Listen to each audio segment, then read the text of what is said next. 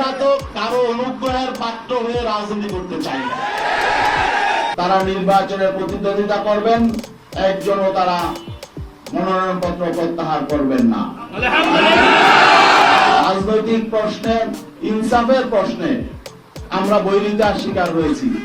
সেজন্য আমরা আজকে আপনাদের সামনে ঘোষণা দিতে বাধ্য হচ্ছি যে ইসলামী আন্দোলন বাংলাদেশ আসন্ন ত্রয়োদশ জাতীয় সংসদ নির্বাচনে যে 270টি আসনে মনোনয়নপত্র সাবমিট করেছে, এর মধ্যে আপিলে 2 জন বাতিল হয়েছে। বাকি 268 জন সংসদ সদস্য প্রার্থী এখনো পর্যন্ত মাঠে কাজ করছেন। আমরা তাদেরকে নির্দেশনা দিয়ে দিয়েছি, তারা নির্বাচনের প্রতিদ্বন্দ্বিতা করবেন, একজনও তারা মনোনয়নপত্র প্রত্যাহার করবেন না। কারণ আমরা ইসলামী জনতার যে প্রত্যাশা, যে এখানে একটা বিষয় স্পষ্ট করে বলতে হয় যে আমরা কেন এই সিদ্ধান্তে আসলাম। জানেন যে এখানে বাংলাদেশ জামাত ইসলামী একটি বড় শক্তি ছিল, অস্বীকার করার সুযোগ নেই। তাদের শক্তি সামর্থ্য অনেক বেশি, ঠিক আছে, কিন্তু আমরা আদর্শিকভাবে, নৈতিকভাবে আমরা কারো চেয়ে দুর্বল নই। আসন এখানে কম বেশি হতেই পারে, তবে এখানে আমাদের আত্মসম্মান বলতে লেগেছে, এটাও একটু বলা প্রয়োজন। আসন সমঝোতায় সর্বপ্রথম আলোচনা শুরু হয়েছে 2 আমিরের, ডিসেম্বরের 9 তারিখ আমিরে জামাত এবং আমাদের ইসলামী আন্দোলনের আমির পীর সাহেব চরমাই 2 জন একান্তে বসেছিলেন। যেহেতু আপনি প্রশ্ন করেছেন, এটা আসলে আমি এদিকে যেতে চাই নাই। প্রথম দিনই তিনি ইনসাল্ট করেছেন। আপনারা জানেন বিভিন্ন জরিপ প্রকাশ হয়। 9 ডিসেম্বর যেদিন তারা 2 জন বসেছিলেন, সেদিন প্রথম আলোতে একটা জরিপ প্রকাশ হয়েছিল। সেই জরিপ আপনারা দেখেছেন।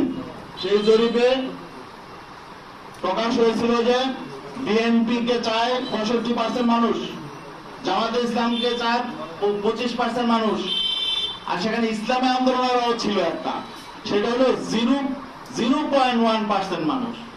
ঠিক আছে, ওই দিন বসার পরে আলোচনার শুরুতেই জামাতের আমির মোহতারাম তিনি আমাদের আমিরকে বললেন যে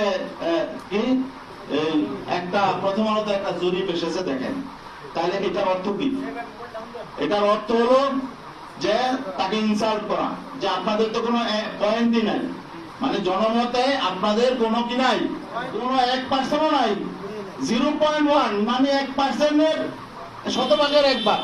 তো এটা হলো উনি ইনসাল্ট করে শুরু করে যে যাত্রা।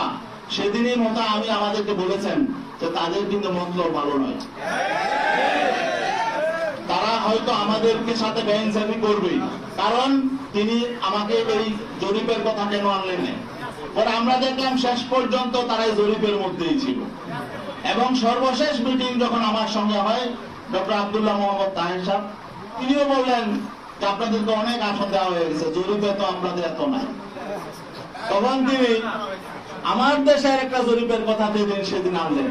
আপনারা জানেন আমার দেশে একটা জরিপ প্রকাশ হয়েছিল এবং সেটা হয়তো তারাই করেছে। যাই হোক, জরিপ কারা করেন আপনারাও জানেন, এগুলো পেইড এজেন্সি থাকে, এনজিও থাকে, টাকা দিয়া করা হয়। যাই হোক, এখানে ওই জরিপের ফলাফলটা, রেজাল্টটা কি ছিল, যে সেখানে বিএনপি কে চায় 34% মানুষ, জামাতকে চায় 33% মানুষ, এনসিপি কে চায় 7% আর ইসলামী আন্দোলনকে চায় হলো 3% মানুষ।